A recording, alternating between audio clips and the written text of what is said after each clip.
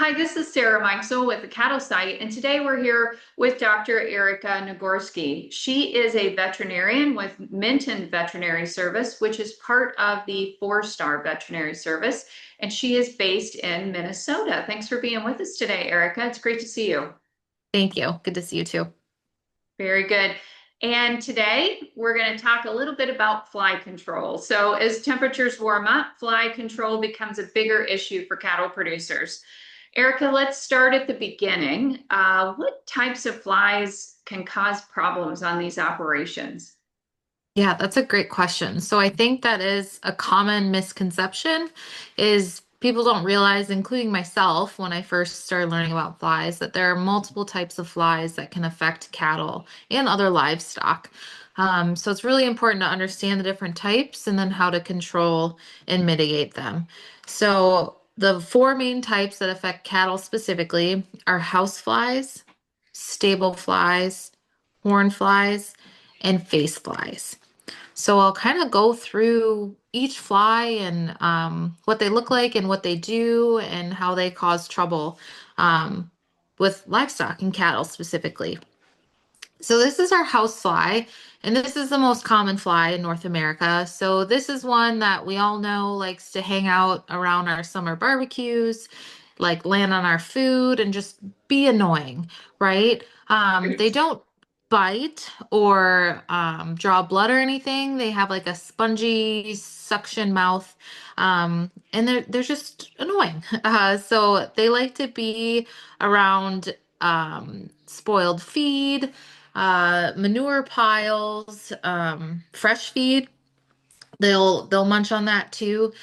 So that's your common house fly.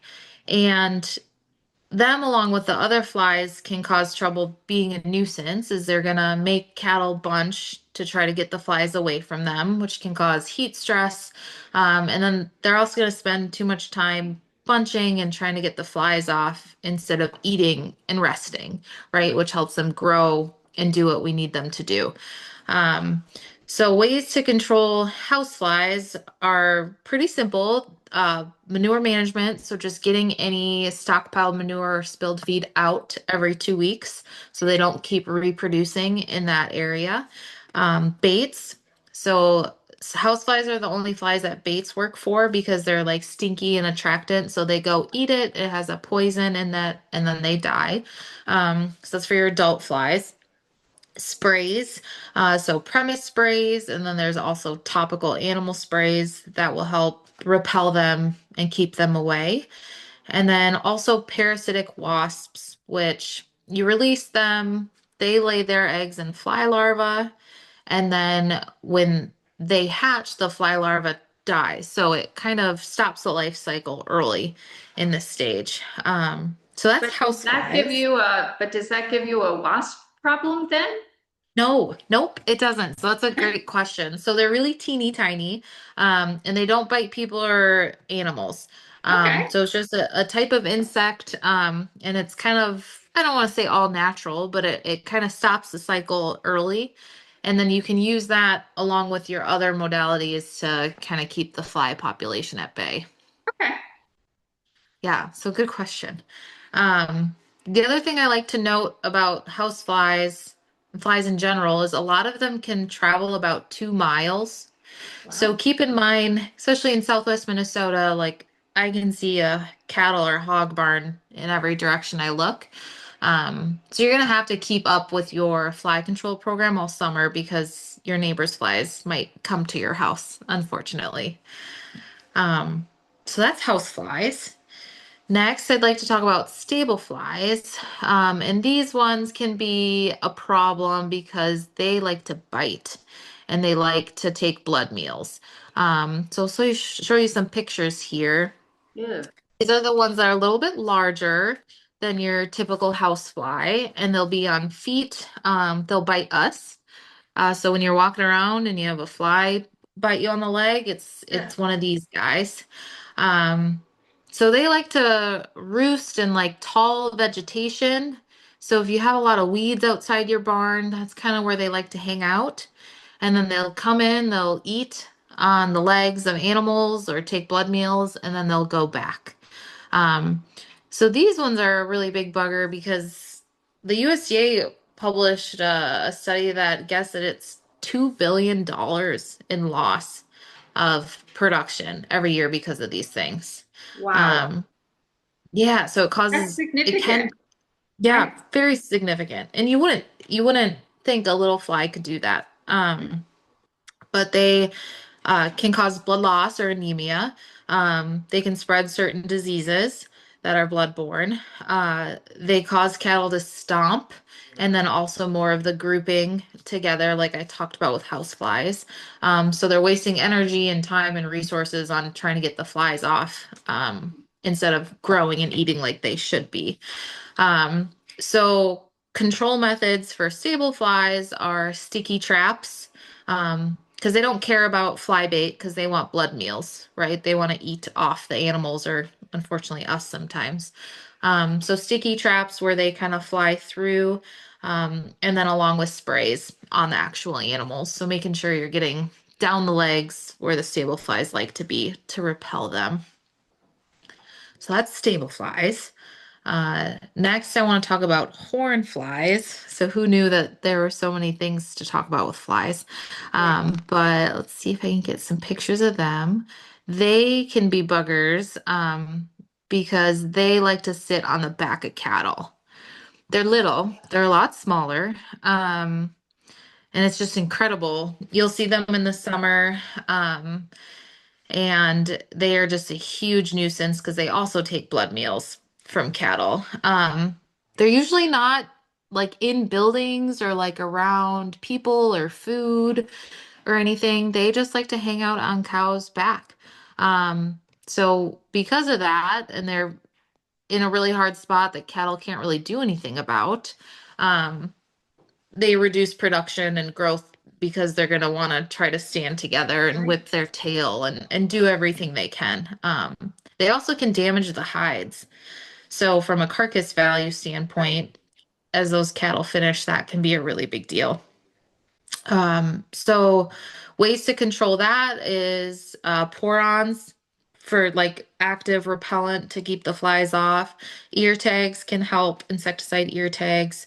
And then some of the feed-through products, the growth regulators that'll pretty much stop flies from being able to lay in cow poop. Those feed-through products, Right. because that's where horn flies like to lay their eggs, is in unbothered manure piles. So that can help. But again, similar to the other flies, lots of different things. You can't just, put an ear tag in them and think you're good for the rest Right. of the summer because that's not going to work on all flies. Um, so the last fly that I'm going to talk about is the face fly. And this one is significant. I mean, all of them are significant for a veterinarian, but I'd say this is a big one because of pink eye. So they like to hang out on the face, so around the nose and the eye. They feed on the secretions and the tears coming out of the animals. Um, so they don't bite, but they're just hanging out in that area. And from there, we can have some pretty significant pink eye issues, and that can become a problem, right? It can create blindness, reduce growth and production from that standpoint. And it just, if you've ever had something stuck in your eye, it's super painful. So pink eye is not a fun thing for cattle to go through. Control of those buggers is going to be your ear tags, your Right. insecticide ear tags, because that's just going to keep them away from their face. And other feed through products so they don't lay their eggs in the manure as well. So yeah, that's everything about flies. There's lots of different ones out there. Reach out to your veterinarian, animal health professional to come up with a program because every year the program could be different. Right. Um, and start early because if you wait till late summer, every one fly you kill in April and May is 80,000 less in Wow. August and September for one because their life cycle's that short and they're that prolific. So start now. I know there aren't many out there, but if you start now, it'll make a big difference. And is there any big difference between kind of what you should do for pasture versus when you think about not the fly, but the confinement versus pasture? Is there something that you're kind of like, oh, if your cows are on pasture, you should do this, right? Yeah, that's a great Or question. vice versa, or they're confined, right? Yep. So I'd say, when they're on pasture, the items like the ear tags are great options because you put them in and send them out. You can get oil rubbers, where you have the pour insecticide in it and the cattle go underneath it and hopefully get it on their back on the way to Yes. water Yeah. or what have you. You can fog them or spray them, kind of go up to the group of cattle depending on um, how vast your pasture is, right? And then the feed through products, if you're feeding a mineral or lick tub, you can put some of those feed through products that'll help with the larval stage. And then for confinement, that is a lot more like spraying the sides of buildings because I think confinement, your housefly is going to be a bigger problem because there's just more stuff around for them to feed on, Right. like the feedstuffs and manure and things like that. So spraying the buildings and the premise helps, and then baits is a great tool for confinement. You can sprinkle bait around because all the flies are there, where baits don't really make quite much sense on pasture. Um, and say topical. You could do ear tags in confinement, but I'd say that's more of a pasture thing with the face flies. Um, so yeah, they are a little bit different, but they overlap in some senses for sure. Very good. It is it's figure out what kind of flies you have, right? And then Yes. think about or keep in mind, right, the where they're at, where the cows are, right? And then you have to kind of think about how do we mitigate based on the information you have then, right? Right. And I think I get a call that's like, we've been spraying and putting bait and it's not helping. They're still stomping and grouping together. Right. And you get there and it's a stable fly problem. So it's like, okay, we need to address the vegetation that they're living in, and we Right. need to spray on their legs because spraying across their backs or doing a pour on isn't gonna, we aren't gonna get the problem. So thinking about what you see and where the fly is can be helpful.